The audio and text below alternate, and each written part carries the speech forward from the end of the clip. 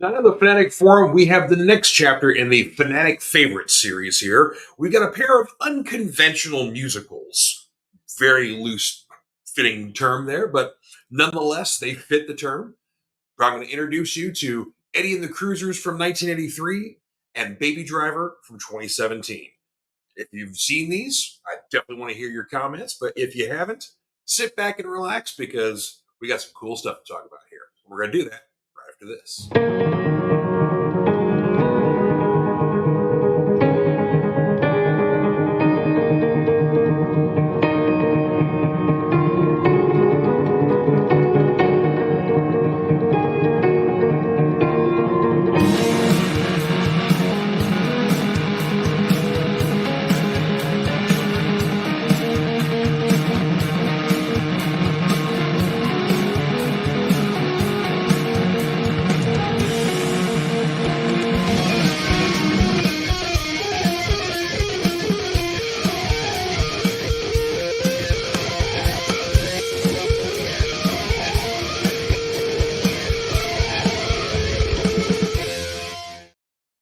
Hey everybody, happy Friday and welcome to the Fanatic Forum. I'm your Prime Fanatic and host, George Buehler. I hope everybody had an absolutely wonderful holiday yesterday. Of course, if you're listening to this now, yesterday was Thanksgiving. Today is Black Friday. Ooh.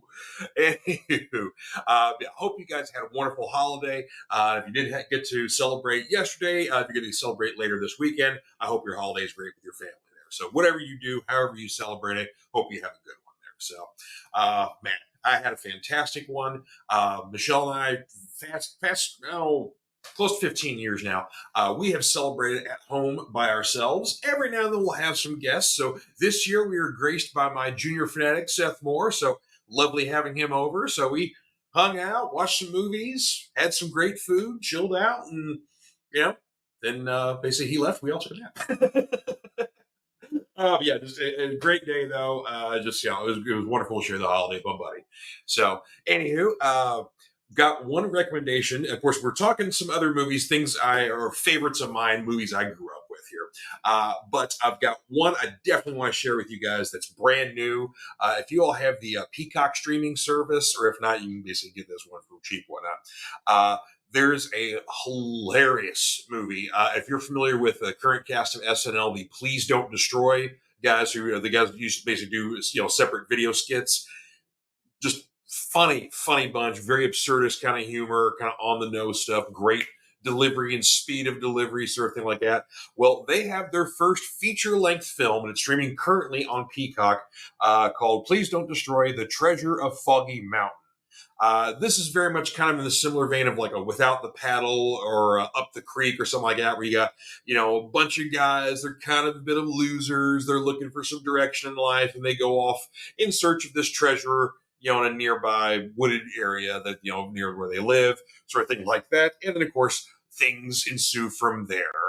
There's a very outrageous hawk. There's a cult that all wear purple. And of course, you've got the treasure itself, and then essentially kind of a sale sort of thing like that being set up. And Dustin from Stranger Things pops up in a great cameo. But of course, you've got like Bowen Yang from SNL is in this movie. Conan O'Brien has a great cameo in here, playing one of the basically the redhead kid's dad, obviously.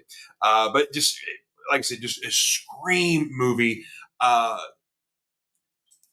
Usually, a lot of times comedies kind of peter out, maybe kind of towards the end of the movie, or they start kind of focusing more on the drama and the heart kind of stuff like that. And it's fun, but it's not as funny. This movie does not stop. It's just hammer, hammer, hammer. It gives you time to breathe on occasion, which is good. It's good for pacing. But man, we just watched it a second time today when Seth was over, or yesterday, and it's just hilarious, just nonstop. And so it holds up after a second viewing. So yeah, just absolute scream movie.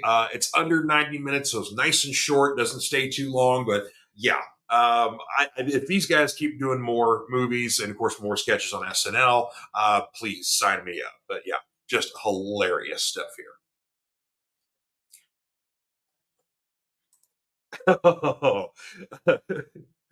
I did. Dang it doesn't identify who this user is, but I love this quote. If you can't be great, there's no sense in ever playing music again, Sal. Oh, yes, we're going to talk about that movie very shortly here. And Fortnite Balls, hey, how you doing? Oh man, but anyway, but before we get too far into the movie stuff here, I do have some comic book recommendations I want to throw at you guys here. And one other little plug I gotta give you guys too here.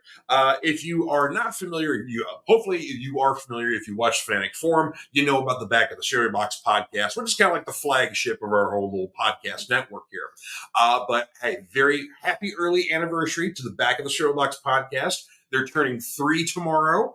So they got a special episode, lots of appearances from other hosts and special guests and stuff like that. The main topic of discussion is the cinematic classic Batman Mask of the Phantasm, which was the first feature-length animated film from the people who brought you the animated series from the 90s. And actually, this did run in theaters, so it is a cinematic classic, actually. But yeah, they're going to discuss that amongst many other topics tomorrow. So hope you can tune in 9 a.m. Eastern time if you're listening to this live. If you're not, then go back and listen to it. But yeah, they're going to have a blast. I know.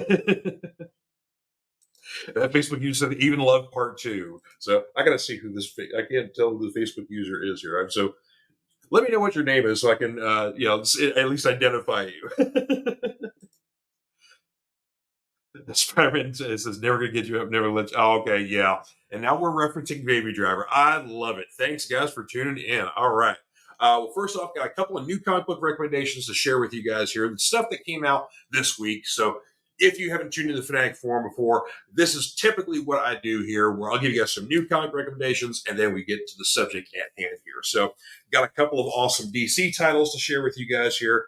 A new one this week here, Batman Off-World. This is a 6-issue miniseries written by Jason Aaron. This is the first time Jason has ever done anything for DC, and definitely the first time he's ever written a Batman story before.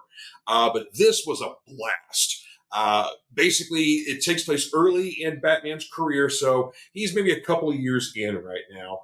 He's definitely done all of his, worldwide tour of training to hone himself into the Dark Knight, but he still finds some imperfections, still finds some things he can work on. Story starts off basically a gangster hires essentially an alien to take out Batman. They fight, and Batman gets his butt handed to him, and pretty much the alien, tells him, in my galaxy, you wouldn't last a minute. You just be a cream puff. And so basically, Batman builds a spaceship, books himself a one-way ticket to that galaxy to essentially train how to fight these guys and be a better hand-to-hand combatant and deal with tougher enemies than himself. So this is all that is. This is an off-world training exercise that he's willingly doing here. So a lot of fun, some interesting twists on things, even a little bit of humor, which you don't really find a lot in a Batman story. But it's not too much, just a nice little bit there. So yeah, really dig that. Next up here, we've got Justice League versus Godzilla versus Kong. This is issue 2. Again, another 6-issue miniseries here. The crossover you never knew you needed until now, because this is a lot of fun. Essentially, you've got, of course, the Justice League running around doing their thing. The basically the Legion of Doom, all the collection of bad guys, find their way over to Monster Island through basically some different alien artifacts. They mistakenly find their way there. Once they get back, they bring a whole bunch of the monsters with them by accident. So now you basically got a whole lot of residents of Monster Island running around Metropolis, Gotham, Central City, all the known DC locales here. And so the Justice League and many other heroes within the DC universe have their work cut out for them, taking on, basically not only just Godzilla and Kong, but a lot of other, unfamiliar kaiju, basically to fans who are, the Godzilla stuff, characters they've created for this series. But I think there's going to be a lot of other cameos coming up as well. So you never know. But yeah, this is a lot of fun. Basically, this issue really mostly focuses on Godzilla versus Superman round 1. Take a wild guess who wins. And it's not the tiny guy dangling precariously in the giant lizard's mouth. So yeah, some fun stuff there from DC. A couple of things from Marvel. Brand new #1. Of course, this hit me in the nostalgia spot here. Marvel Superhero Secret Wars Battle World. So this is a 4-issue miniseries from Marvel, taking place during the original Secret Wars from the 80s, which is celebrating its 40th anniversary, which also makes me feel old. But there you go. This is basically kind of a between the cracks series that takes place late in the miniseries. But yeah, definitely focuses on some other heroes that didn't get focused on as much during the Secret Wars. But the fun thing is that there's a few characters that, if you're familiar with the Secret Wars toy line when it came out, there were 2 waves initially that hit, but then when the toy line phased out, a 3rd wave never hit the United States. It did hit Europe and Latin American countries, but it never hit the States. And it included Iceman, the Falcon, the Hobgoblin, I believe Constrictor was the 4th. So there are variant covers for Battle World. There are the action figure style variants where it looks like it's a toy in the box, drawn by I can't remember the name of the artist here, but anywho, those 4 figures are basically the 4 Secret Wars figures that never came out. So issue #1 is Iceman. I believe issue 2 is Hobgoblin.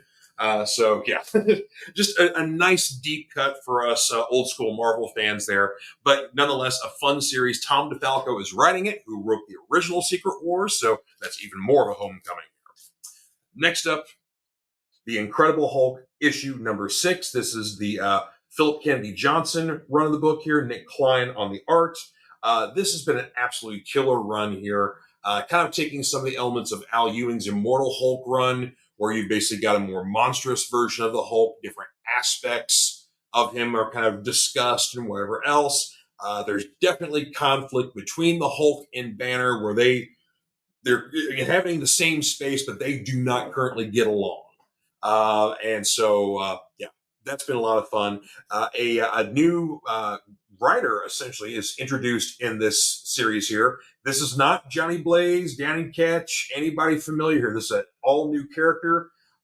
Basically, looks like it's a Army Ranger around Vietnam era, perhaps. And the family kept the motorcycle that this guy, owned previously before he died.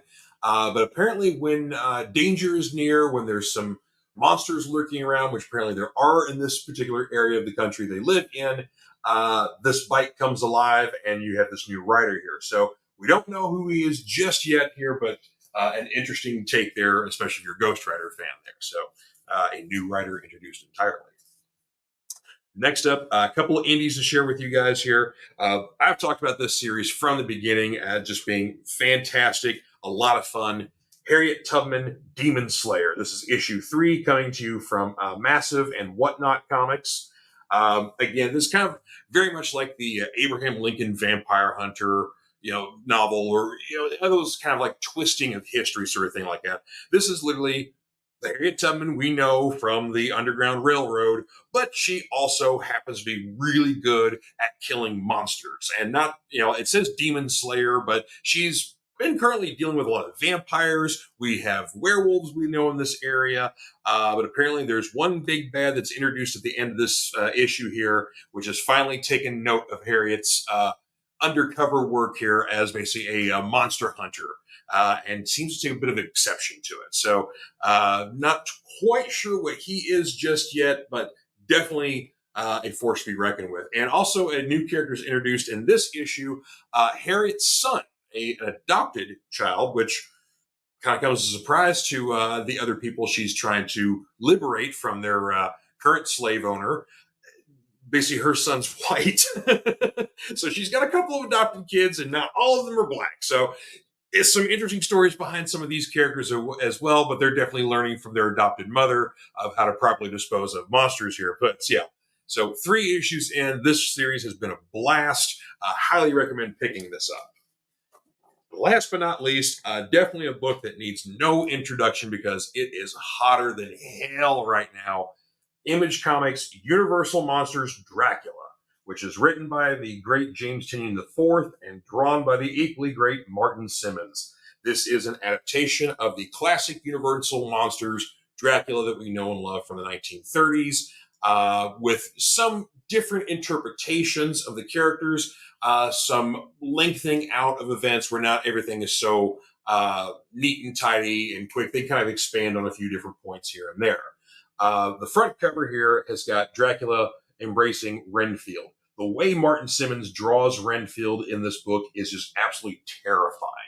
A great interpretation of the character that I've never seen before. Very sinister, very inhuman. But yeah, so issue 1 sold out like hotcakes. There is a second printing that's out right now. And actually, there's a couple of really cool covers for that one, too. So if you didn't get to pick that up, that's currently out. But yeah, issue 2 also has lots of variant covers. But yeah, if you're an old school monster fan and definitely an old school Dracula fan, this is a must read. So definitely got to check that out. So that's all my picks for this week here. If you guys found anything that cool came out this week or maybe from previous weeks or whatever else, definitely share it with us here in the Fanatic Forum, because we're all about learn about new books, whether they be indies, whether it be stuff from the major leagues. Doesn't matter. Comics are comics, and comics are great. So yeah, definitely share your picks with us and what you like. We'd love to hear about it. We'll talk about them on future episodes or in this episode, depending if you guys share some stuff. Anywho, we're going to take a brief break for our sponsor, Comic Books for Kids, and then when we come back, we got some movies to talk about. We'll be back in a moment. Comic Books for Kids provides comic books to kids in hospitals and cancer centers across the U.S. It's a place where we can all work together to make sure every child has a comic book. 100% of all proceeds go towards the kids. It's about making a difference, and while they're in the hospital, allowing them to fly like a superhero, battle dragons, or rescue teddy bears. We are in every state in the country and now support over 160 hospitals. Every month, we add more. Visit cb4k.org. All right. Thanks for sticking around with us here. We have got some really great movies to talk about here. I called them at the top of the show unconventional musicals because, granted, while they're not show tunes, song and dance numbers, even though there is some dancing in one of the movies, music plays an extremely important part in both of these films. And I really believe that, they couldn't survive without it. It's a character. It's a part of the story. It's a driving force. So yeah, a pair I definitely want to share with you guys. Of course, the first movie here, sometimes it's got its detractors, but it also definitely has its fans. I'm a big fan. I've been a fan since I basically saw it on video back in the 80s. But we are first discussing 1983's Eddie and the Cruisers. A fantastic kind of Citizen Kane-ish sort of film. Basically what you have is you've got a Jersey bar band called Eddie and the Cruisers in 1964. They are the talk of the town. They're a huge hit. Everybody loves them. Just, steady, good old-fashioned rock and roll kind of stuff like that. But their lead guy, Eddie Wilson, played by Michael Pare here, definitely has some ambition to be greater than what he actually is. So his writing starts to get a little more ambitious, starts to get a little more advanced for basically, a 1960s bar band. But it's also kind of, a bit indicative of, in very short period of time, you got the Beatles show up to America, and there's 4 guys in that, and 3 of them write songs. And so, so it's the, you're starting to get kind of that, a little bit of blending of the lines of, rock and roll history and rock and roll fantasy here. The movie kind of takes place in the 1960s and also in the modern day at the time. The modern day story kind of kicks things off. You have Ellen Barkin, who plays a rock and roll journalist for kind of like a Rolling Stone-esque magazine, who's basically doing a piece about the 20th anniversary of the death of Eddie Wilson. And kind of the mystery around it, because basically, supposedly Eddie drove his car off of a bridge into the river, but the body was never recovered.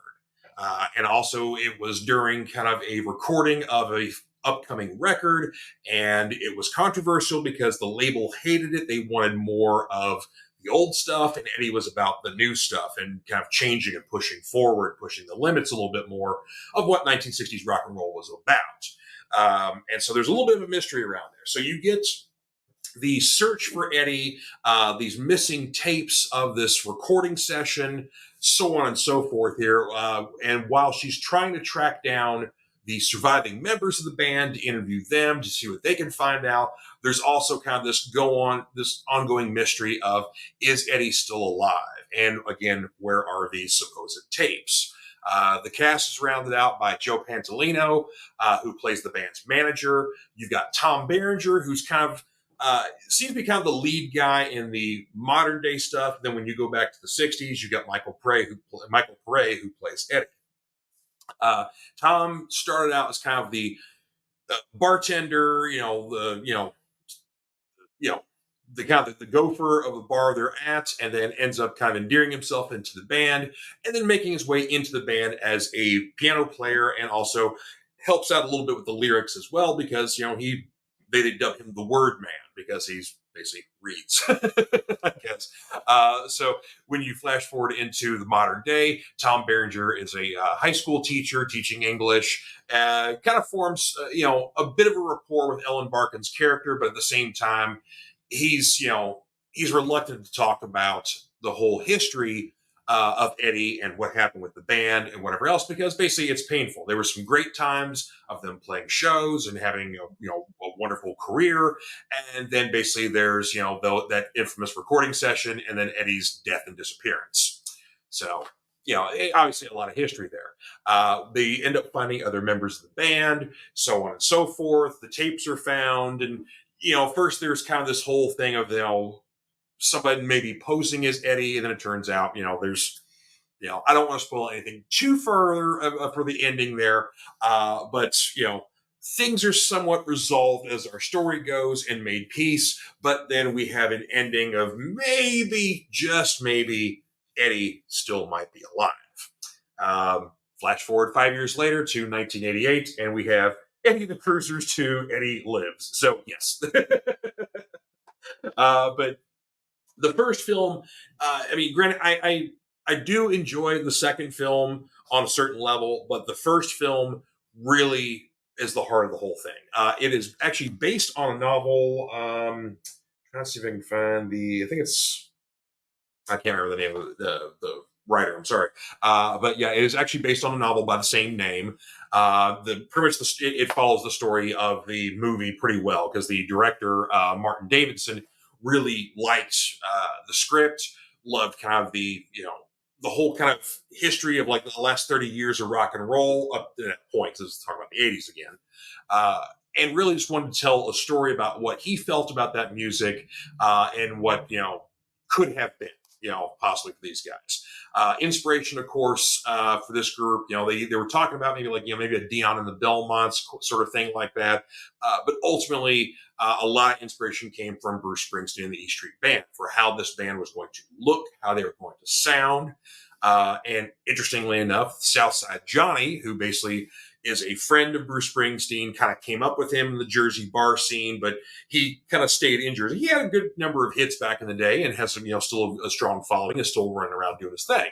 But definitely Bruce is the one that became the big star. But Southside Johnny was a consultant for this movie, was very heavily involved.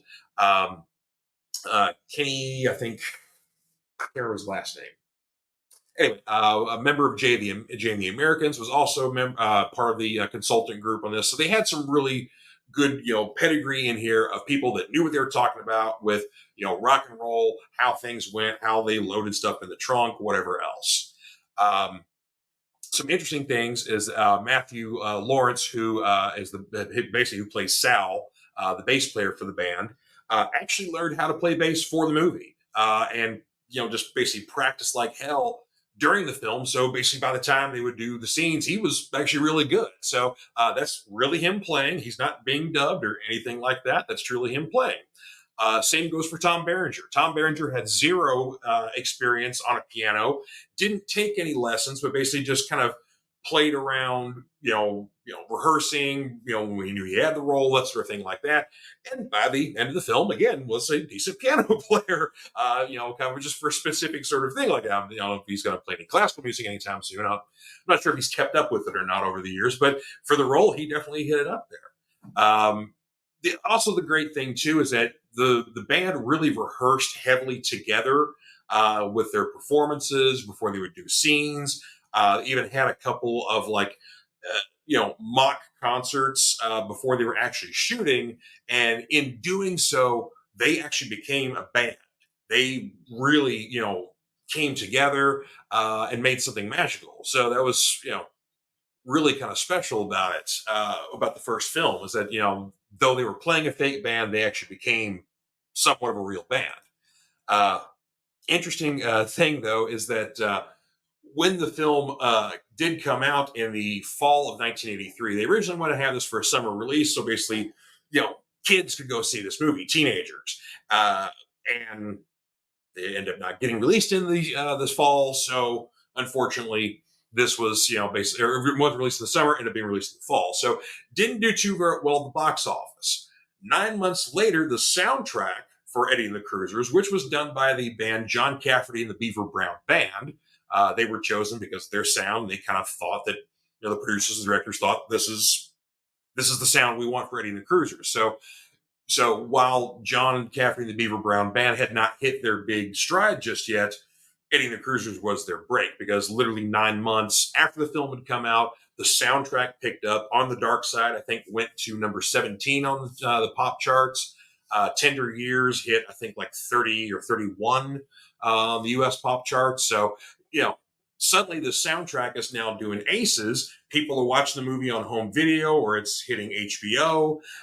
So it's starting to have a second life. So they actually they did release it for about a week in theaters, I think in somewhere around late 84. Unfortunately, it didn't do too well, because at this point it's on home video, it's on cable, so people could stay home and watch it. So it didn't quite have that sort of thing. But yeah, just the success of the film itself, the later success of the soundtrack, had a bit of a cult following. The soundtrack has always been more successful than the films itself.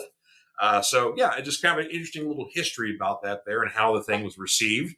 Again, the film does have, a great cult of fans. And, there's a lot of heart to the film.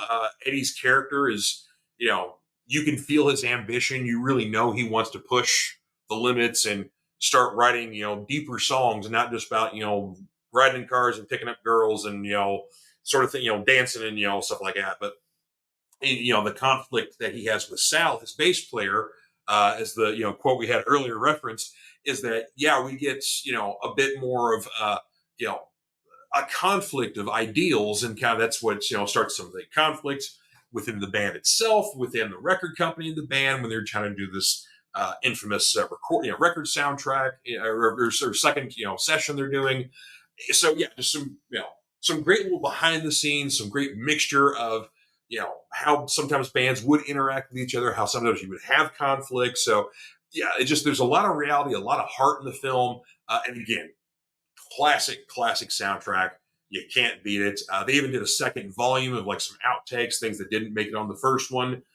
So yeah, definitely worth picking up. So, and again, like I said, Eddie and the Cruisers 2, Eddie Lives, does have its merits.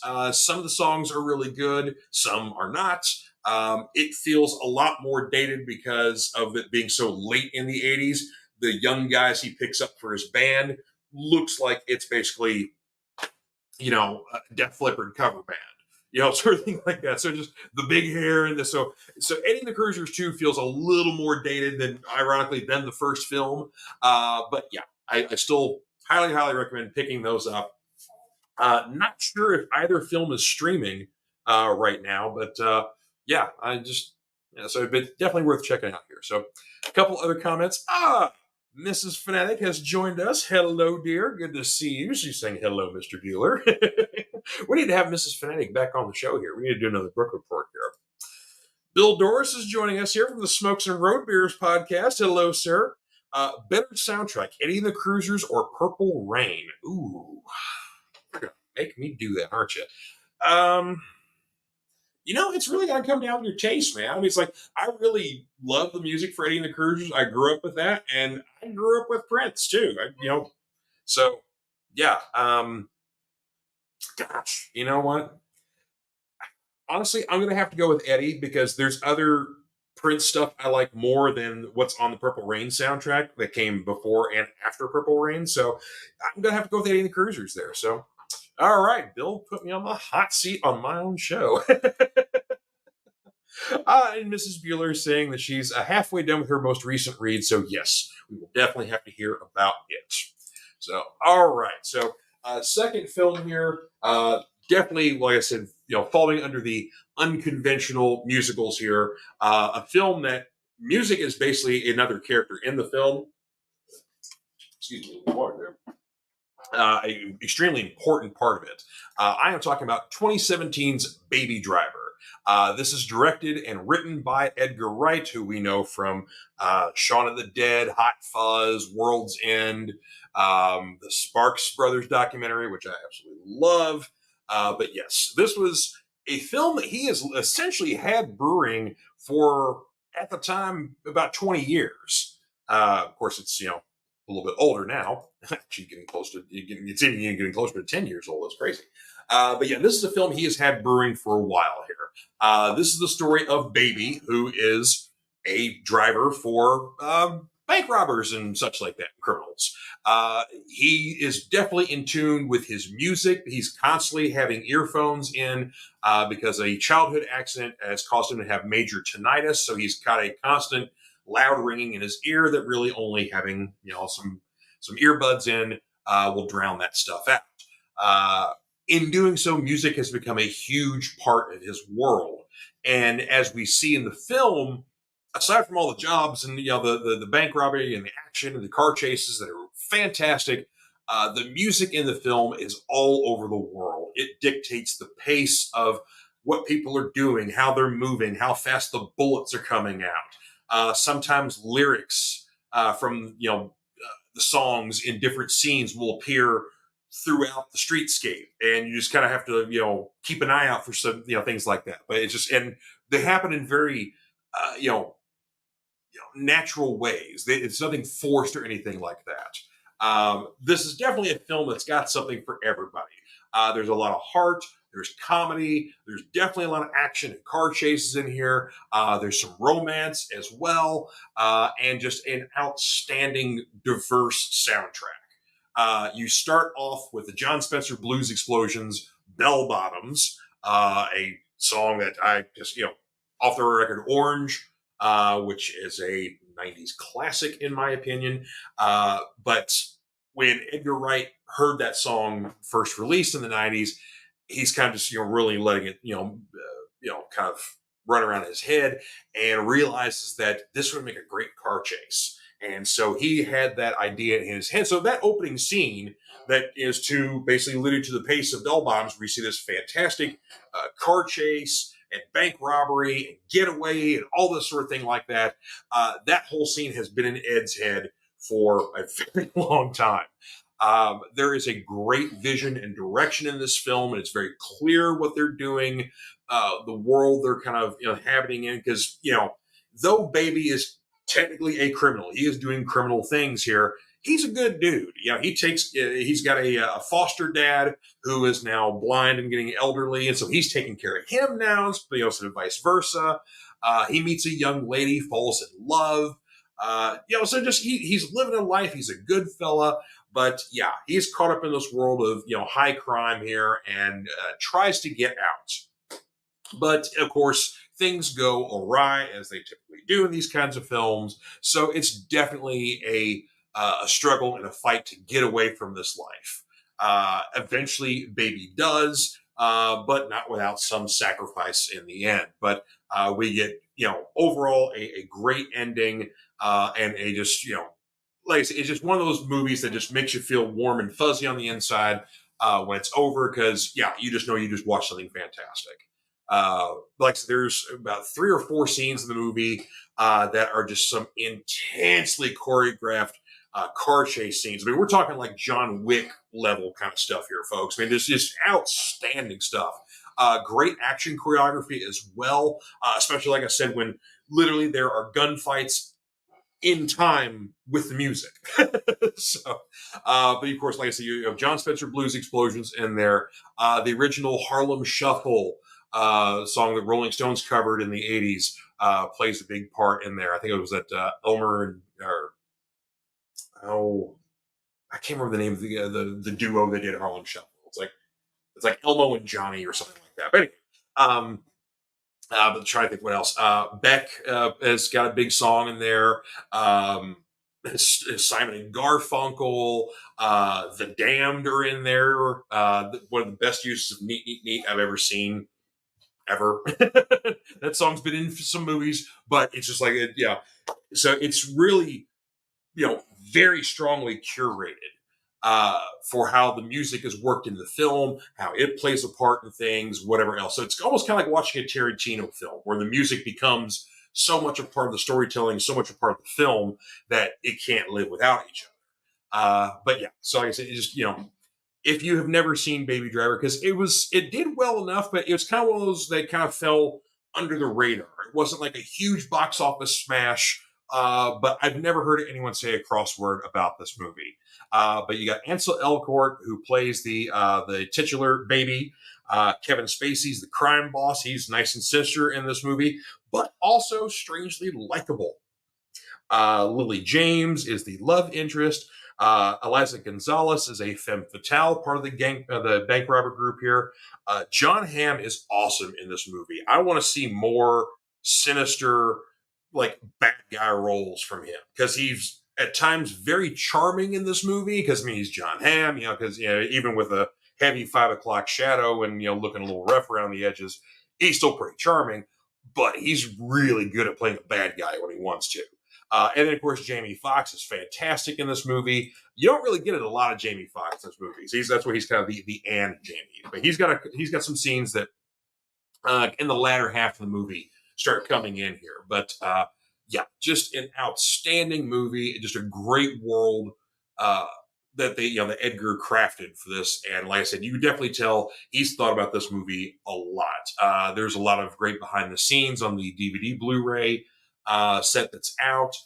So you can really see so much of the choreography and just the construction they had to do to make a lot of these driving scenes, the gunfight scenes, whatever else. Like I said, there are some dance numbers as well that they fit in the movie. They don't come in unnaturally wherever else. That's the great thing about this, that nothing happens unnaturally in this movie. There's nothing out of sorts. And another great way this music plays the character in this film is that when things are aces for Baby, when all is well, you can tell by the way he interacts with the music, the way the world interacts with the music he's listening to. That's the crazy thing. He's the only one who can hear this stuff. No one else can hear the music he's listening to. Just is him. But when things are going wrong, when things are out of sorts, when something bad is happening, everything is out of tune. So it's just a great usage of that. So I just can't say enough good things about this movie. I'm already an Edgar Wright fan as it is, but this is frankly one of my favorite films of his. Of this Cornetto trilogy of Shaun of the Dead, Hot Fuzz, The World's End.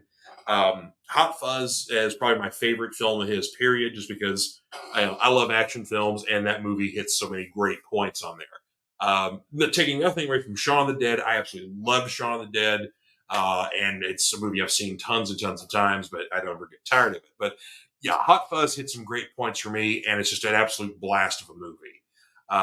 Shaun of the Dead sometimes could be sad in some regards, but yeah, Hot Fuzz is definitely an all around fun trip. So so yeah, if you definitely check any of those, definitely got to look at those at Baby Driver, and of course, Eddie and the Cruisers is one of those movies that for a good 10 years or so, that had a great life in the 80s, kind of going into the 90s.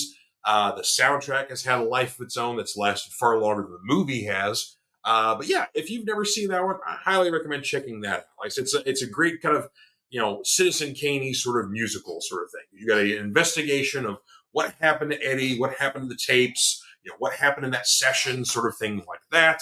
And then, a fantastic character study, great music performances, and just a nice kind of time capsule of, kind of a certain part of the country in 1964, So, yeah, definitely worth checking out. So, of course, I'm always up for recommendations from you guys. If there's anything you all are into, movies that you can't live without, movies you grew up with, whatever the case may be, I want to hear about it. I definitely want to hear about some awesome stuff from you guys here.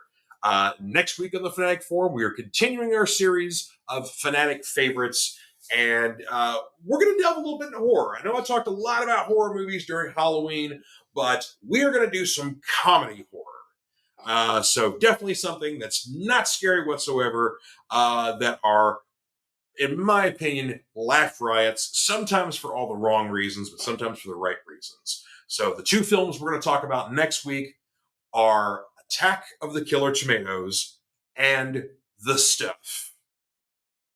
So if you've not seen these films, please, I implore you to brush up on both of them.